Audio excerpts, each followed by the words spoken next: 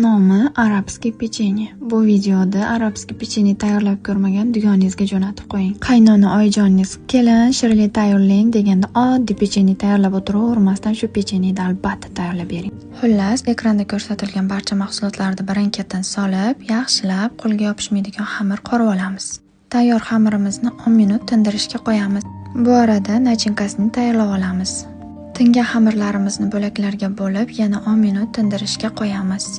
Tingan xamirlarimizni videoda ko'rsatilgandaqa qilib yoyib olamiz. Yoyilgan xamirlarimizga nachinka solib, shunaqangi tugib olamiz. Endi esa anti-stress pinsep olamiz, shunaqangi chiroyli naqshlar berib olamiz. Pinsepim yo'q deb bahona qilmasdan buni oddiy pinsepda tayyorlasanglar ham bo'ladi. Tayyor pechenyelarimizni ustiga shunaqangi yong'oq qo'yib, chiroyli qilib bezatib olamiz. Pechenyelarimizni qizib turgan duxovkaga 30 daqiqaga jo'natamiz. To'g'risi bu pechenyeni tayyorlaganimdan keyin o'zim ham hayron qolaman deb o'ylamagandim. Albatta bir marta bo'lsa ham tayyorlab ko'ring.